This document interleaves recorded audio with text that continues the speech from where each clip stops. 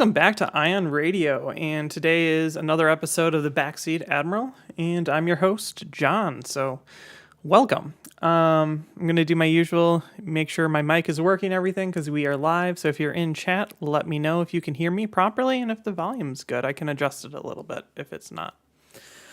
So today is 5/1. It is a new month, and we're going to be talking about kind of my second dive into the Rapid Reinforcement 1 pack.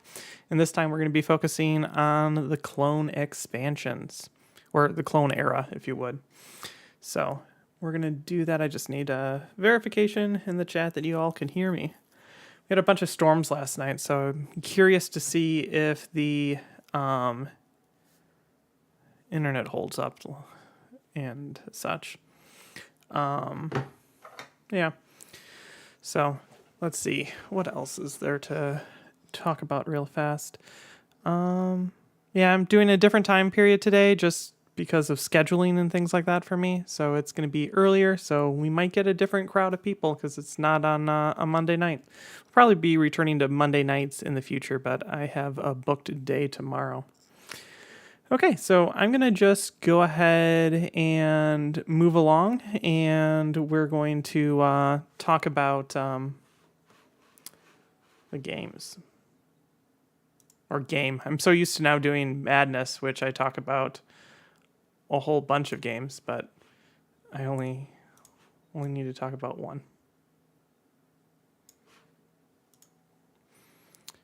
Okay. So we're doing Rapid Reinforcements 1. This is our second game of it, and it is the Clone Wars era. Hopefully this is going to be the last time you guys see any of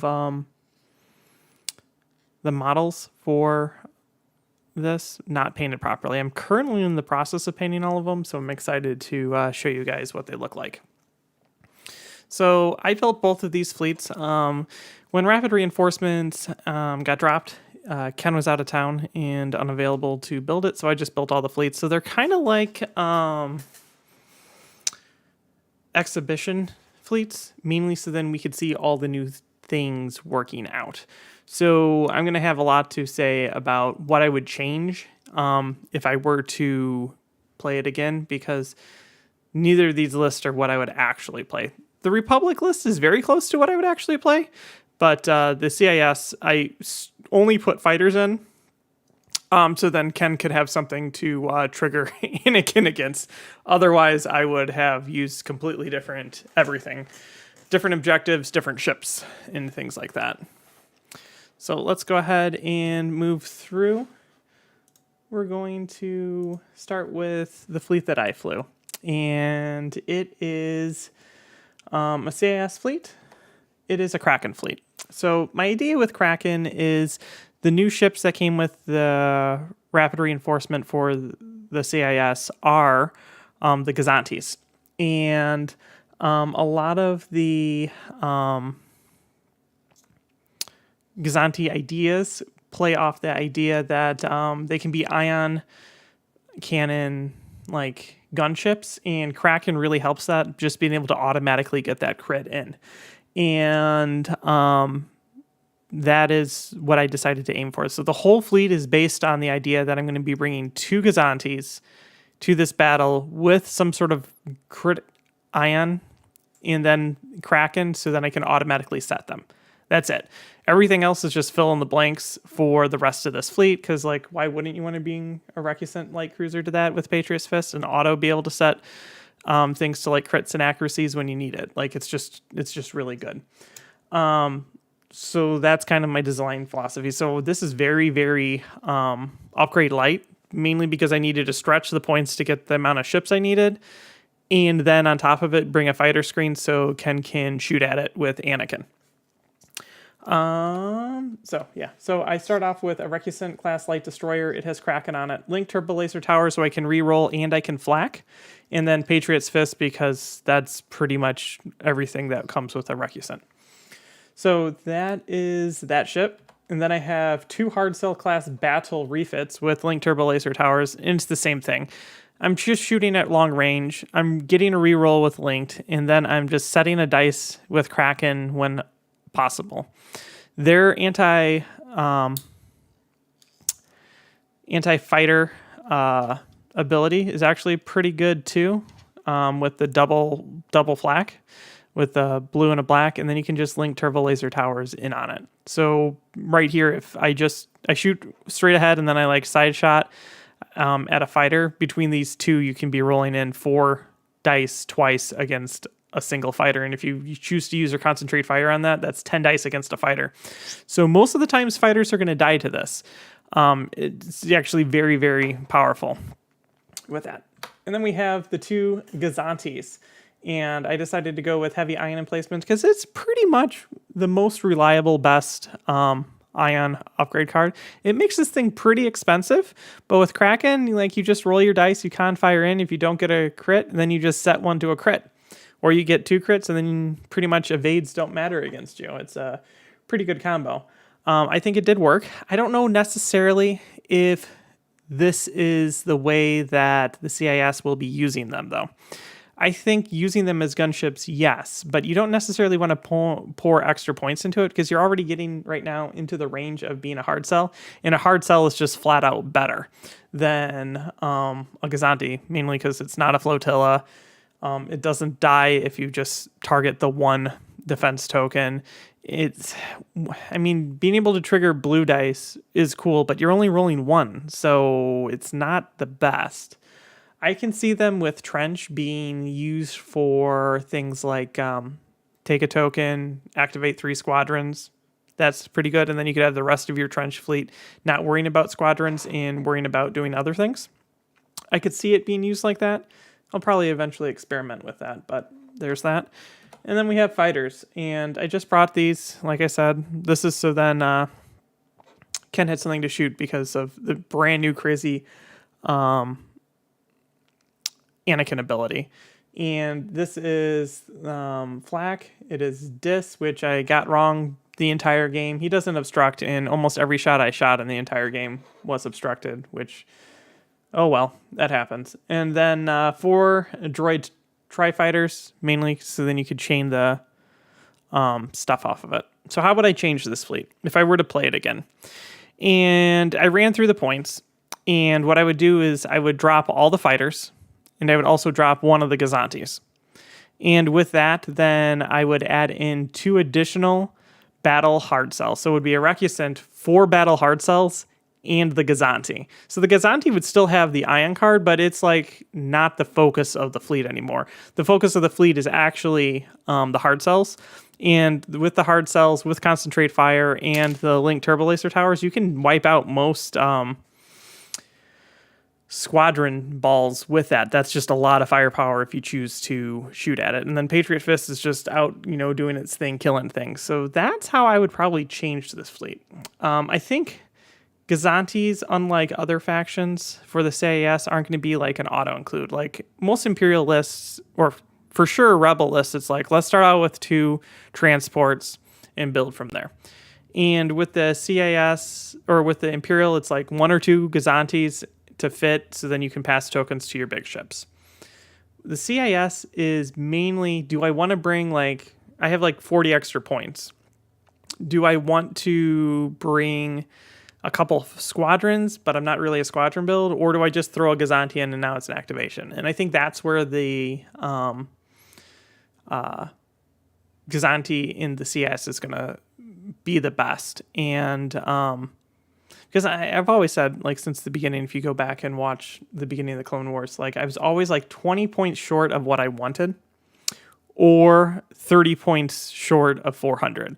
And there was really nothing in that build that you could add. And I could add more points to the hard cells, but that's really not the point of the hard cells, is being just small little, here's 1 upgrade on it, and they're going to be throwing dice and auto setting things with Kraken.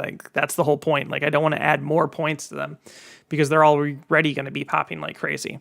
So I think Gazantes just fill that little role of, you just need a little bit more points to finish your fleet, and you add 1 in. I don't think you're going to see very many double. It just doesn't necessarily fit with the faction. But there will be lots of time still to play that out and see. So that's that fleet. There really wasn't much to talk about because I only had like 3 different upgrade cards. I mean, it's not a lot.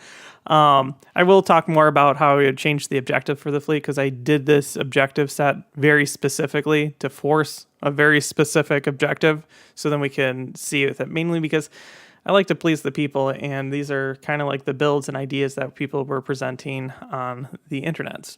So now let's jump over to the GAR list. This is, I want to say this is probably the strongest of the lists that we made for, let's rephrase that. This is the most reasonable of the lists that we made for the rapid reinforcements. Everything else is off in the distance. Like this list for the CIS is kind of like here's just extra fighters to throw on top of it, and then like the Imperial list, that was just screed. Actually, that was pretty reasonable too. I like that list. And then there's nothing reasonable about the Starhawk Radis dropping in a Providence. That's just not reasonable. It's not necessarily good. It's just not reasonable. But this list, I would probably play. I was going to say play again, but I would probably play this list. I would make minor changes to it. Ken pretty much played it exactly how I would want it to be played, which is good. I kind of gave each of the ships a distinct role and made it work with what the admiral or commander is. I designed it specifically for that. So you have an Acclimator 1 assault ship, and that's going to be your Bale chariot. So Bale can pass out either engineering or nav commands to different ships, and you get a total of 5. So basically you take an engineering to keep one ship alive once, and then you take the rest of them as nav to power the victories. You have flight controllers, you have boosted comms, and you have expanded hangars. So with expanded hangars, this now commands 4 squadrons, which is exactly how many squadrons I gave it. Flight controllers just boost everything, and then boosted comms means that you can just hold this ship kind of in the background and then just command the squadrons around to do all your things without really getting them in danger as you send the 2 victories up to Brawl. Link turbo laser towers, you're primarily only going to be rolling red dice. So if you look, you have 3 red dice out the front, 2 out the side, and then 1 in the back, which is your salvo. Being able to re-roll that's really good because that's primarily all the attacks you're going to be taking, because you really don't want to get this ship ever into black range, because this is kind of just your commander's chariot and command squadron. So for this ship, I would say round 1, I'm doing a nav just to have the token. And then every single dial after that, I'm doing squadrons until I'm like, yep, all my squadrons are dead. Let's switch over to engineering and keep myself alive. That's really the whole plan for this entire ship. So now let's jump over to the victories. This is a victory 1, and this is the brand new ship that Rapid Reinforcements added into the Republic's arsenal. And it's pretty much identical to the old victory, except let me move this. It's a different upgrade bar, and it has a salvo instead of 2 redirects. So technically it's weaker on defense, but like punching someone while they're attacking you is actually really good. It also has this icon, so it can take engine techs without having to take a title, which gives it a lot more maneuverability, being able to use engine techs. And it's a Star Destroyer title inside the GAR, so it can take spats, which makes the Victory actually really, really good, because usually Victory has this giant front that ships try to get out of, and now you can spat out the side, which makes the side like stronger than the front. So if you can like double arc with front and the side, you're like really, really good there. So on it, I have Ordnance Experts because there's a lot of black dice. You might as well re-roll it. You have Engine Techs, which allows you to pseudo move speed 3, which is really good. Or you could do, instead of speed 2 in 1 click, like you can double click it with Engine Tech. So it gives it a lot more maneuverability. You have the Spat, and you have assault proton torpedoes. That's why you have ordnance experts. So then like you're hunting for those crits to launch in at long range. And it has external racks on it to just add more dice in. Like if you get, like you basically saw how Ken used it, that's how you use it. Like you fly in really close to it, you spat out the side, hopefully you get an accuracy to block all their good defense tokens, and then you external racks into it, and then you trigger assault proton torpedoes on a spat. It's like insane amount of damage. How would I change this though? I would drop either assault proton torpedoes or external racks. Honestly, I would probably drop external racks for 4 points, and then I would add onto it Clone Navigational Officer. And the reason why I would add Clone Navigational Officer on it is it gives you more reliable ways to keep the spat going. Because right now, as it is, basically the first round, what you do is you take a nav token, and with the nav token, then you save it for a rainy day, or you immediately start using it for engine techs. And then you do concentrate fire the rest of the game, so you can take the token so you can refresh the spat. But if you're doing that, then you're not using engine tech, and you're 100% reliant on Bale to give you dials. But with Clone Navigational Officer, basically twice for free, you can take a token of whatever dial you take. So on turn 1, you can immediately use it to you reveal nav, use it to trigger engine techs, and you use Clone Navigational Officer to give yourself a navigate. Now you get to go speed 3, and you have a token for later. Great. And then those 2 other Bale, if you assign them to that ship, then theoretically you can 4 out of the 6 rounds use engine tech automatically. And then the rest of it, then you, like, when you really need to concentrate fire to add in extra dice, you use it, you gain a token so you can refresh. And that's the whole idea of that. And I think being able to refresh spats is more valuable than adding 2 dice in with external racks. So I would do that for both of them. And I think you then free yourself up so that you can have more versatility in keeping your spats going and engine techs at the same time. Especially with Bale, I think that combination works extremely well. And that's how I would change it. But that's like one of those things, like you only see that after you play it. As soon as I saw Ken play, I'm like, you really need Clone Navigation Officers. It would just flow really well. So here's the fighter screen, and I think this is the strongest fighter grouping that you can make for the Republic. It starts out with the brand new Anakin Skywalker in his Delta 7. If you listen to our command stack, I talk about it there, or I talk about it in one of the backseats. I forgot which. But like the GAR really needed an anti-fighter ace. Everyone else is kind of just like a jack of all trades, kind of good against ships, kind of good against fighters, but Anakin here, he is amazing at taking out fighters. His ability reads, while attacking a squadron during your activation, at the end of the resolve damage step, you may choose up to 2 enemy squadrons at distance 1 of the defender. If the defender was damaged, the chosen squadrons suffer 1 damage. So it's only on his attack, so you can't like use Ahsoka to trigger it. You can't use a counter to trigger it. It's only when Anakin's activating he gets this ability, which is fine because it's still really, really good. And then he basically splashes damage through that squadron into other squadrons. So you can just like straight up splash a scatter ace that you're not even targeting, which is crazy. And the way it's phrased, you can even hit the squadron that you just attacked. So if you leave it on 1 health somehow, then you just click it off with Anakin's special ability. And there's nothing your opponent really can do about that unless they just spread their forces out crazy all over the place. I can't wait to play Anakin because I thought he was really cool when Ken used him, and I just can't wait to play him myself. He also has great keywords. He has Adept 2, so he can reroll 2 of his dice. Great. He has Counter 2, so with Adept, he can reroll his entire counter attack every single time. He has Dodge, he has Brace, and he has Scatter. So if you're not using your Scatter, hopefully you can dodge it to a level that the Brace reduces the damage by even 1 more. Like, phenomenal.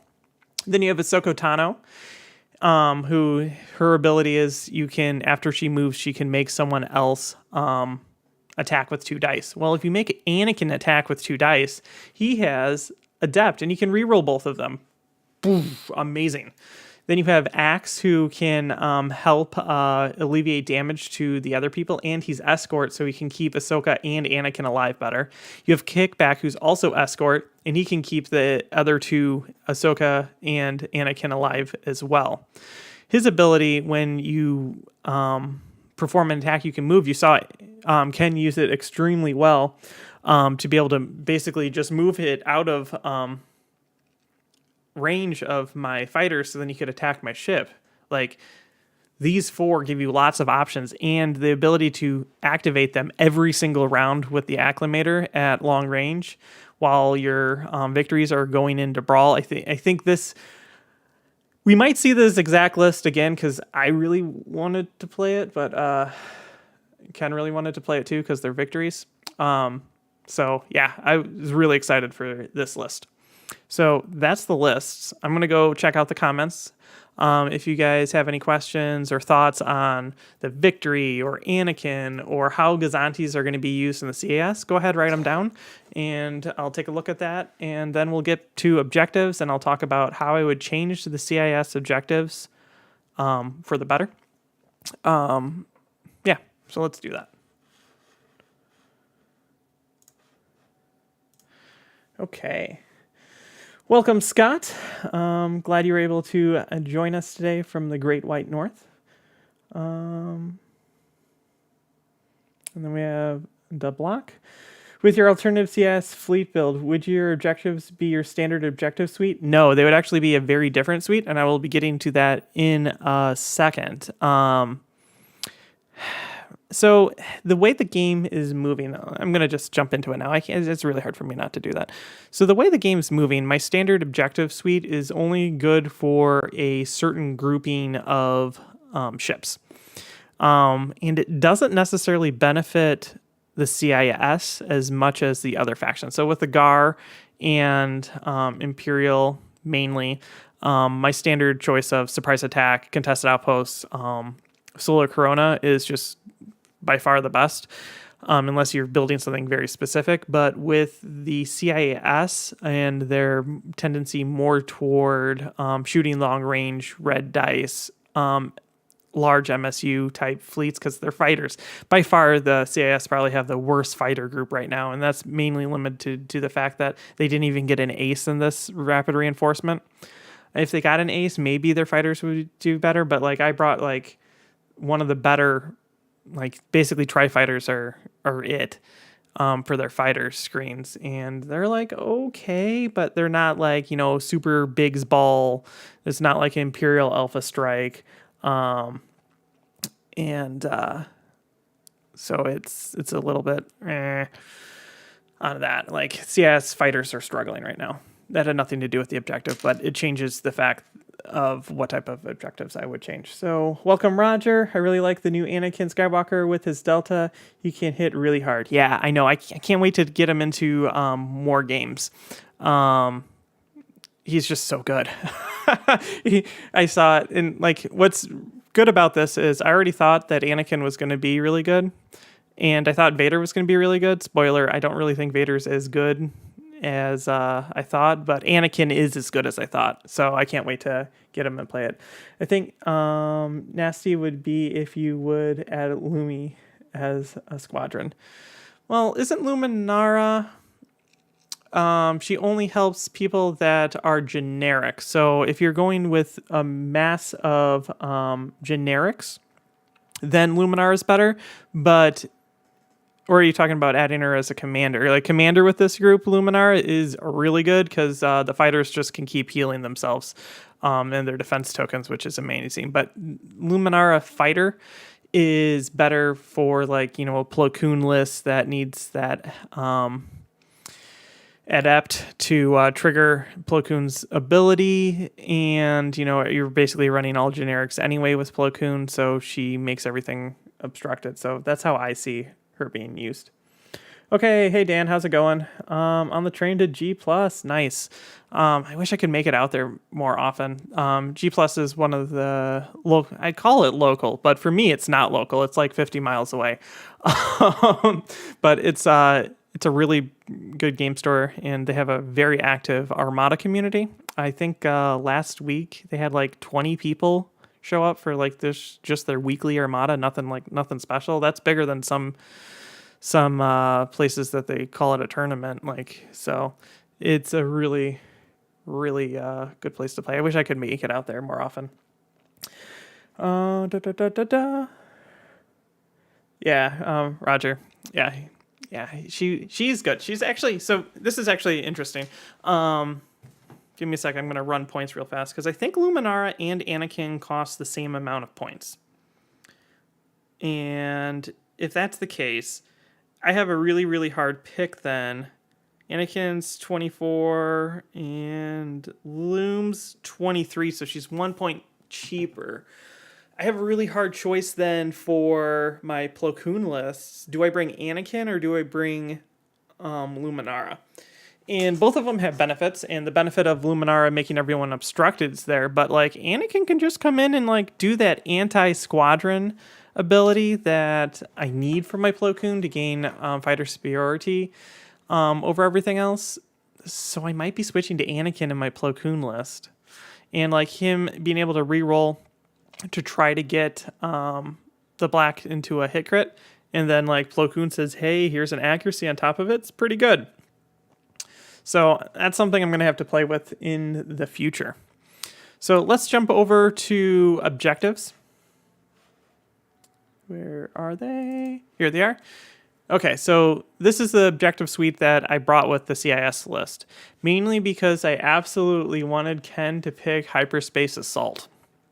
Because there was a lot of talk online about hyperspacing assault in a Gazanti behind lines with Kraken to start being able to trigger Kraken's ability and then just ion cannon into things really fast. So most wanted is a definite no against the list, especially with Kraken, because that's just adding extra dice. Solar Corona is a poor choice too, especially with the fleet that Ken has, because I would just see where he is and then deploy there. So Hyperspace Assault is really the only option there. And it's been, like, I was thinking about this, it's probably the last time I played Hyperspace Assault was either in our very first Rebellion in the Rim campaign or even before that. Like, it's been forever. It's not really a objective that you see played very often, mainly because everything else is pretty much better than that. I placed the initial tokens like 2 inches or 1 inch to 2 inches too close together. I should have spread them out just a little bit farther, and then I would have been able to drop in on turn 2 instead of 3. So looking at the modified fleet of Kraken, what would I bring? So I would have the Recusant, I would have 4 hard cells, and I would have 1 Gazanti. So for that fleet, what I would bring is Most Wanted, because I just make the Gazanti the most wanted ship because it's funny, and everything else just gets extra dice, and you're probably not going to choose that. And then for the yellow card, I would choose Abandoned Mining Facility because I have at that point 6 ships that I can just sit next to the dust field collecting tokens and then move forward to the station, and I would then collect station points every single turn as well. I don't really care about what other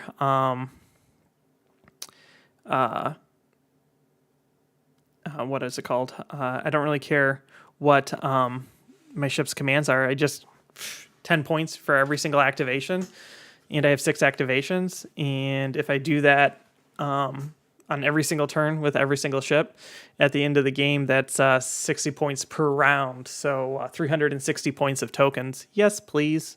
I will take that. And then for the blue objective, I would then take... where is it? Volatile Deposits, because I could just sit the Gazanti near it, and then you have to come through all of my red hard cells to get to the Gazanti, and I would just churn points on that, and that would be if you sit 1 ship out to collect your side's asteroid, then I'm 15 points up on every round. Those are the objectives I would take. But again, this is an exhibition game of how everything worked, and I think you got to see pretty much how everything worked. I got a ton of shots off with the Gazantis.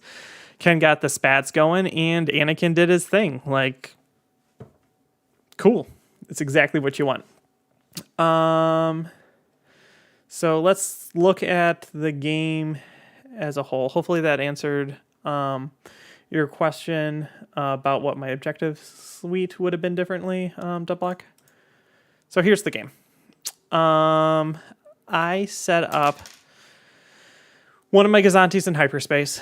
Here's my token. See, if I put them just slightly out farther, like right there, that's, you guys don't see that on the screen. So if I put it like right here, and then right about there. So I almost needed a range ruler distance between them.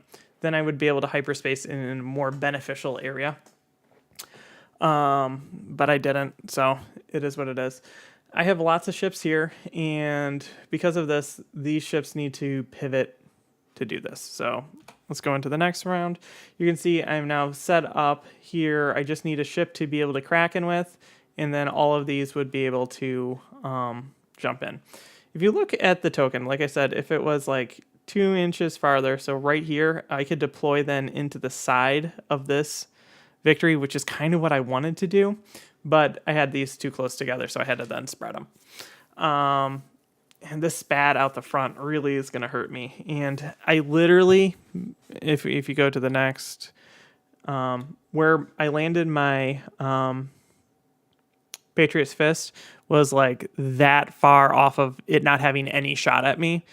And it did, and then it just annihilated into me. So my goal was to try to keep it out of the arc of that, but my ship was just slightly pointed too far towards the center of the table. If it was like this, I would have been able to scoot through, and then Ken wouldn't have had a shot into it. But it eats what it eats.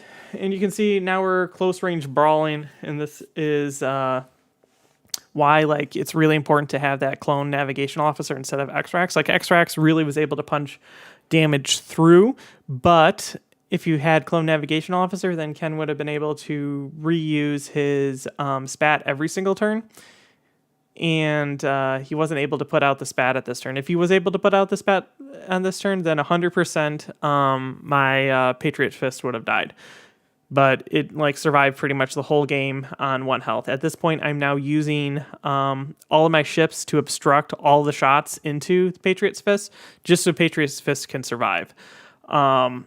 Because it's limping. It's like on 1 health. Like after the first attack, it's crazy.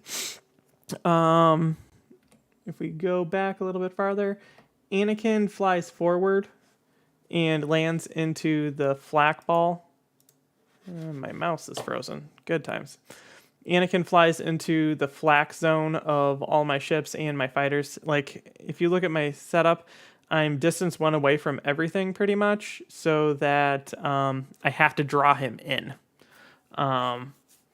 And the closer he gets in, the better for me, because I need him in my flak bubble, because that's the only way that I'm going to be able to take down all these aces. As you can see, Patriot Fist is running away, and I've hyperspaced in my Gazanti here, and that's mainly to block his other victory in so that it can't engine techs to get to my Recusant. Like after that first major engagement when Ken dropped like 9 damage, 2 accuracies, and an APT into the Recusant, my entire game was I need to keep it alive, and I could pretty much sacrifice everything else in my fleet to do so. And I pretty much did. So everything is now ramming speed to keep it here. I really wish I could still be shooting with it, but I was too damaged to possibly take salvos from things at this point. Otherwise, it would be cranking it hard around, and we would both be just toilet bowling around where the station is. But I don't have the health. It's not worth the risk. So at this point, you can pretty much see the game is relatively done. This ship is never going to have anything in range of it. Ken Spat is going to be trying to kill my hard cell. This Gazanti has no more tokens, and just sitting out here waiting for Ken to shoot it. And me hoping that Ken isn't able to kill the hard cell. And me keeping this ship on the table. I mean, I'm really close. So into the game, this is what it looks like. I've taken out all of Ken's fighters. I have 2 of the fighters myself. His flagship is pretty beat up, but still alive. This victory is pretty much untouched because I had nothing to really shoot at it. This hard cell is really beat up, and this recusant is like limping on its last leg, but still on the table. And that's all that really matters. So this, I think, is pretty much as close of a game as you can get without it being mutually tabling. It was a 1 point difference. Like, neither of us actually knew who was going to win the game when we totaled up the points, which is nuts. I did rough math in my head and I did rounding. I'm like, it's either I'm going to win by like 5 or I'm going to lose by like nothing. And I lost by like nothing. So Ken won by 1 point. I told him after the game, this is the second time that I have lost to a spat build. Like, the other one was a triple Venator spat list by 1 point.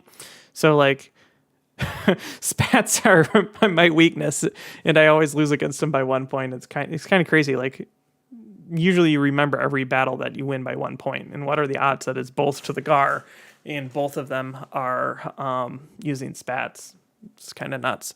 I think that is, well, actual last turn. Everything's just still on the table, scooting away. But yeah, that is pretty much the summary of it. It was a bruising fight. I think having more hard cells and not this objective obviously would changed a lot. And then having a clone navigational officer on the victories, that's really the way I think it should be played. Let's look at damage really fast at the end. My graphic card's cooking. Yep, there we go. Turn 5. As you can see, look at this. This ship is so injured. It almost has like no shields, no health. So this ship here also like 1 health left. I still have shields and stuff, so that's good. But everything else died. 2 droids fighters left. Like, honestly, like, if somehow I didn't lose one more of those things, it would have been then a 10-point game the other direction. That's how close it is. Just fighters. It comes down to, like, did fighters die or not? And then we'll look at Ken's fleet. And you can see, like, I only needed like one more good attack against it with Patriot's Fist against the Acclimator to take out Bale, because he only had 4 health, no shields. But like, I had nothing in range because I was so hard protecting the recusant to try to keep it alive. And then like the other victory, it doesn't matter. Like, I wasn't going to kill that. I wasn't trying. But killing all the aces is really important for me, and that was mainly done by LTTs, not even my fighters. I think that's about it. So if you guys have any thoughts or ideas on any of the rapid reinforcements, hit me up in the comments. This seems like, for me, a way shorter of an episode, because I had been talking about like 3 of our Madness fleets, or 3 of our Madness matches all at the same time, which is like 6 fleets, and ideas with that. So I've gotten a lot faster at talking, and like the 1 CIS list, and this has like no upgrades. So this is going to be like a normal length of an episode, which is about an hour compared to like the hour, 2 hours that I'd been going with a lot of the other ones. So yeah, Ken and I re-added it a couple times because that's how close it was. I think we did it 3 times. Then we were at the end, and I'm like, we were about to record our thing. I'm like, is that right? Like, one more time, let's add it up again, and it's still 1 point. Like, it was crazy close. So, yeah. I can't wait to use more of the rapid reinforcements in like normal builds, if that makes sense. And what's frustrating is we had already recorded a game that the new Darth Vader for me would have fit in like really, really well. Like, I would have loved to bring him in it, but it's already recorded, so you guys will see it without it. But when we come across it, you'll be like, I know which list John wants this in. I'm excited to try the Venator in some Imperial lists. It's just a different ship, and it's kind of like a cheaper ISD, but not as good. So it's more like a victory. So it's like that middle ground. And I think the middle ground is going to help it fit into where the Imperial need it. Because Imperial right now, a lot of the problems with that is that the Onager is just way too cheap for what it does. But the Imperial kind of need it because they need something that's cheap to fill the role, because the ISD right now is kind of dead in the water compared to everything else, especially when you look at thermals, just like hardcore counter ISD2s or Simoons. And like you're dedicating a minimum of like 150 points into the ISD2, and it's your flagship, so you're at like 180 points, and then your opponent has an Agate Starhawk, like that for the same amount of points. It doesn't add up well. Or someone's just cruising around with, 105 point Patriot's Fist annihilating everything. So the Imperials are like this weird point that they kind of need the Onager, but the Onager is broken, so it skews everything in the long direction. So like the Onager needs a point increase and the ISDs need a point decrease, and then it would be healthier, and the Venator kind of fits that role, but not quite. So it'll be interesting to see how that all plays out. The Rebels, I still think, are one of the stronger fractions. Like, if you look at all the Rebel lists, they're almost copy-paste of each other for all the Rebels. They're all using the same commanders. They're all using the same upgrade cards. They're all using the same fighters. Like, the Rebels are in a decent spot right now. The Providence adds something that... it's just more of a gimmicky thing. I don't think it's going to be super competitive. I think it's going to be just kind of fun to play with, which is kind of like what I did with our match with Stratus dropping it in. I think that's the more of the direction that the Providence is going to take. I think Hera is going to supercharge big balls even more than they already were. I don't know if they really needed that boost, but they're going to be very, very dangerous. And the Victory is just going to be a different ship for the Republic to fill out its ranks. And sometimes you might not have enough points for a Venator, and you might not want an Acclamator, because Acclamators are kind of like jack of all trades. Maybe you want something more like a battleship, but not a Venator. I think the Victory feel that role very well. The CIS, like I said, the Gazanti just fills... I have 30 more points in my fleet, and I'm going to dump it into that. And now I have an activation instead of a wasted 30-point bid or trying to increase upgrades on ships that don't necessarily need it. So I think everything in this rapid reinforcement is going to be really good. So I'm excited to get more of it out to the table. If you're a Patreon, we're looking for fleets right now for season 5. Ken and I have an idea for season 5, so submit your lists. If you're a Patreon member to us, you've already should see the community posts and things like that on there.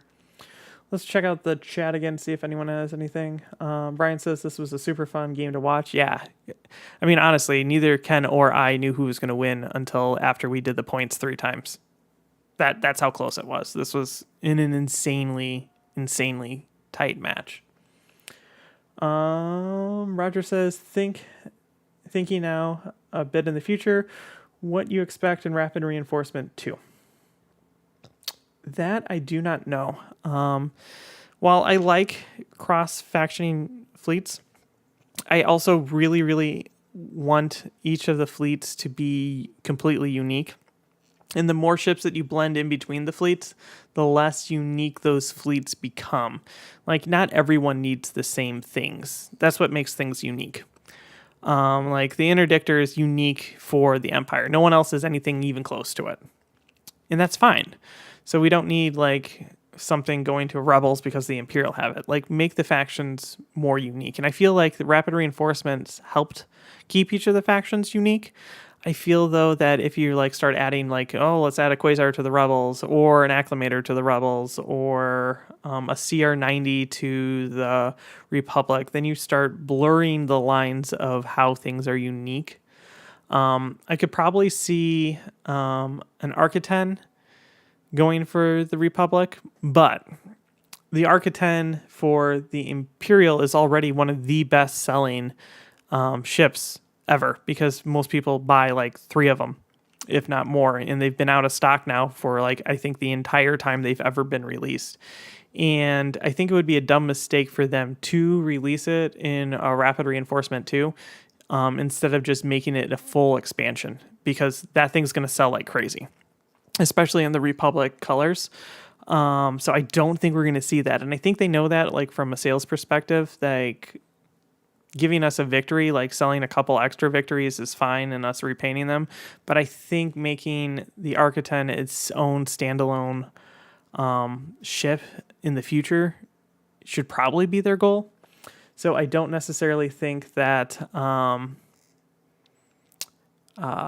we'll see that. So it's hard. Like, I would really like to see obviously a squadron for the CIS. Like, you could do like a fire spray, Django Fett. You could do I saw someone the other day, I forgot where I saw this. It might have been in one of the Discords, but someone was talking about how badly the CIS need a different what is it, a B-66, the Beelzebub fighters, like the fighters that Grievous is on. Because Grievous is like okay, but pretty terrible. And if you're using an all-fighter list, you probably have a Grievous list anyway, so he's kind of useless. Getting a different person into that fighter would probably benefit them, because then it actually unlocks a fighter class for them. I honestly think that the CIS is in the worst spot for fighters as a faction identity right now. So I think that being able to unlock that fighter would actually be really good. Not even like necessarily bringing over a new fighter class into the CIS, but let's just be honest. Like, give me more fighters, the better. So I could see that. I could also see like a gauntlet fighter, maybe. Like, that would be really good for like TF, like a gauntlet fighter, like Darth Maul, or even like any of the Mandalorians that fought, like a Death Guard Mandalorian fighter, gauntlet fighter. I could see that, but like the fact that gauntlet fighters only come in the Chimera makes that kind of a challenge. So like, it's hard to say what I would expect in the next Rapid Reinforcement. I know people have talked about maybe commanders or maybe new upgrades, and I'm not so sure about that. Just because how challenging it is to do like playtesting for upgrades and things like that. Not releasing it with a ship, I think, would be like a business mistake for them. That's if they plan on actually continuing doing releases for Armada. So we'll just see how the next couple of months play out. I know we have in like the next month or two their mini whatever convention that AMG does. Hopefully they talk about what the future of Armada is. Hopefully we get some more information on the narrative campaign OP kit that they're planning on releasing. I'm excited to see what that's all about. Let me go back to the comments. In my opinion, the Rebels and CS are stronger than the Imps and the clones. Are we talking about fighters or are we talking about ships? I think clones probably have the highest potential, but they have the absolute highest learning curve because they have to do everything precisely how they need to be. CIS, I feel that just running them pure ship, they're actually in a good spot because all their commanders are like extra dice, extra dice, extra dice, and the more extra hard cells you throw in there, the better they are. Imperials, Imperial, like if you take the Onager out of the Imperials hardcore struggle right now. And that's me saying that, and I hate the Onager. So like something needs to change, and I honestly think it's dropping the price of the ISDs as a whole. Or like the problem is the whole game needs like a hardcore points balancing swipe over. And I think even making it like I can't even say how I would rebalance all the points, because I almost feel like there needs to be a wider differentiation between like larges, mediums, and smalls. But then if you make like mediums even more expensive to smalls, like then the smalls are just even more better. And then like the same thing with mediums. But like right now, mediums are like stuck in like this 10-point window between smalls and where larges are coming in now from like the CIS and some of the Republic and Rebel larges are pretty cheap. And then the Rebels are just being held together by Agate because she's broke, yo. So like I feel like it's hard to say how all the factions actually stack up, because if you're not using what's broken for each of the factions, then the faction like collapses. Do you think Republic Vix can be run without engine techs? Is spat enough to make up for their low speed and maneuverability? I would think so. But at that point, like, why not bring the engine tech is really the question, just because it's so good with it. It's kind of like when Demo could do his demo shot after the engine tech move. Like, why wouldn't you want to gain an extra like almost entire close range of movement before doing your attack? And that's kind of how I see the victories. Like, if you could move at speed 3, why not? You could get away with it being speed just 2, but it becomes a liability then, especially in a world of other spats and onager ignition shots. Like, speed 2 is just such a dangerous place to be. Without the option of being able to go pseudo speed 3.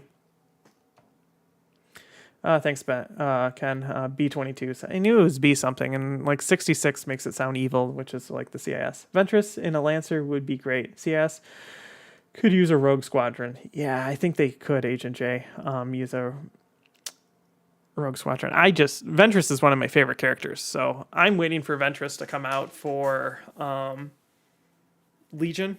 I know that it's just like a straight up subject change, but like Ventress has always been one of my favorite characters, and I think she would be really amazing for that game. But yeah, like they have lots of options for CIS for fighters. It's just putting the right people in the right spots. So like I was saying, like from a sales perspective, like an Arca 10 should be coming for the GAR, but why not just make that a sale purchase? Because you would make way more money off of it than, free. Like right now, you still can't really buy Arca 10s anywhere. So like even if they released a GAR Arca 10 force, like you can't buy any. So you would have to use your old ones. And if the whole idea is to sell more product, you would have to do that. Like even with the release of Rebellion, or not Rebellion, the problem is now like everything's all like ours, like Rebellion and the Rim and Rapid Reinforcement. When that released, I pretty much bought out the entire Chicagoland supply of. Well, there was no Venators to begin with, so that was out of the option. But I bought out all the Gazantes, and I bought out all the victories from all of the stores that I know of. So, like, how are people supposed to buy Arca 10s to put into their GAR fleet? And especially because you're probably going to want multiples, unlike, just buying one Providence. And then you're done for the Rebels, or buying one Venator, and now you're done for the Imperial faction. Like, Arca 10s, you're going to want, probably 3. Let's just be honest, because if they're like anything the current one, like honestly, like a GAR list with 3 Arca 10s, some fighters, and you could probably squeeze a Ven 1 in with Intensify Firepower sounds really good. Cool, I'll take that. And then put I'm just spitballing here, but I doubt that we'll ever see 2 redirects on any GAR ship because it's broke with Obi-Wan and Luminara. But putting Luminara on that, because you would probably have a salvo, yes, please, I'll take that. Yeah, so that's my opinion on that. Talking Legion now. When do you do a new Legion game? I think we have one that's filmed. The problem is at this point editing. So like I moved, then Ken moved, so that put us way behind. And then we recorded, like we've talked about with the Madness, like all of Madness, all I think like 15 or 16 games we recorded in 3 days. Mainly because Ken wasn't available, because obviously moving takes a lot out of you, and then, still having work. And then I was expecting my kid, so we had like a 2-week window that we had to film all of it. And then we had to hardcore switch over to editing, all those type of things. So I was done with editing because I was finishing up the previous season, season 3. And so I had to get that done before having the baby because, having a baby is, you don't have any time left. And then Ken then had to switch over to fully editing, only Rebellion on the Rim. Not Rebellion on the Rim. All too many R's. Madness. And then we had Rapid come out, and now I was, quickly doing Rapid. So, like, our queue of releasing things is so slow right now because of editing, because it takes so much time. So we have a Legion that's in the process. I actually have a Battletech too that's almost a year old now that I haven't been able to get to, and that's a really good battle. I wish maybe I'll just focus and try to get that done real fast. But like we have plans. I'm actually painting a bunch of Legion right now, and then it's just time getting together. Like, Armada is our bread and butter, so if we get together, we're probably doing Armada. And if you're only getting together like twice a month, then you're probably going to have to record, when Ken and I get together, 2 to 3 Armada games to keep the channel moving forward. And that's not even taking into consider anything like Battletech or Legion. So time crunch is really the reason why we haven't seen another Legion game. But Ken and I want to play Legion. We were just talking about it the other day. We had a whole conversation about how bad we wanted to just play Legion. Not that we don't want to play Armada, but like we both haven't played it in almost, for sure this year. I don't think we've played it. Maybe once this year we've gotten a game in, but I think it was last year. Like, we're now in month 5 and I haven't been able to play Legion. It's kind of sad. I got tons of new things painted up to get on the channel, and I'm actually working right now on getting the tank painted up. It's almost done. I don't know how detailed I want to go with it, but I'm almost there. I think by the end of the week I have that done. And then I have like all the spider droids too that I haven't gotten to the table. They're almost painted up. We have a lot of painting and stuff done, but Ken, we have one that is filmed, but it is also no longer current with rules. Yeah. So that's what I said. We'll probably still release it because who cares, yeah, Ken just verified we haven't played Legion this year. Yeah, it's just sad. Like, honestly, what's really frustrating is we both have to have work, If we didn't have to work and do that type of thing, we would have a lot more content. But this we can't survive off of Ion Radio. It doesn't make enough money for us to buy that. It allows us to buy like mats and new equipment occasionally to keep things upgraded through big thanks to all of our Patreon members and things like that. But we're not living off of it. I'm not like, hey, take all that money to the bank. Yeah, that's not how this works. We do this because we enjoy it, not because it's an actual job. So that is, we would like to soon. Yep. Okay. So I think I'm done mumbling about Legion right now. So Admiral Tater just released on his YouTube channel a video about our defense token trays that we use for all of our recording. And we really, really liked them. It was a brainstorm that Ken and I had a couple of years ago about, like, as soon as we started using the dice cam the way it is, I'm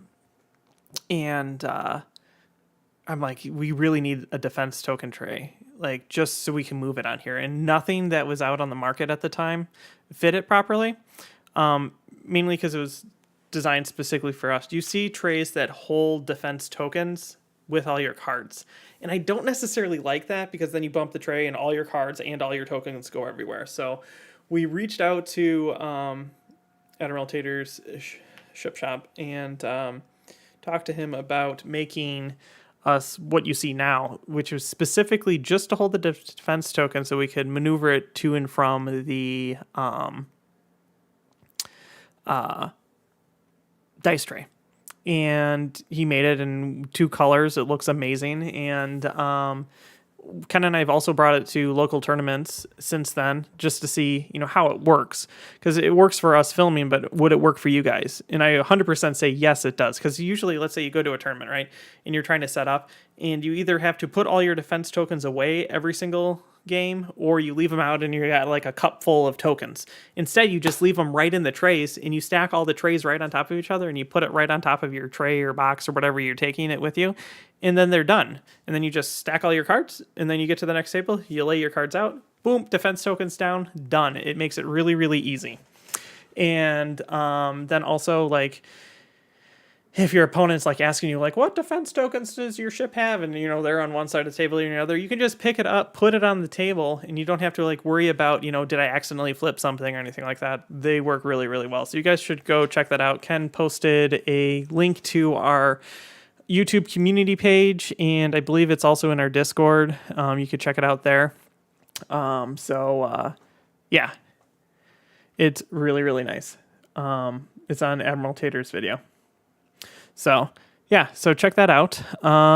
This week, I don't even know what day it is. We might have something new for you on Tuesday. It depends on editing. And then we are continuing through the quarterfinal rounds of Madness. We're getting closer to the end. So that will for sure be on Friday. So stay tuned for that. Until next time, I'm John.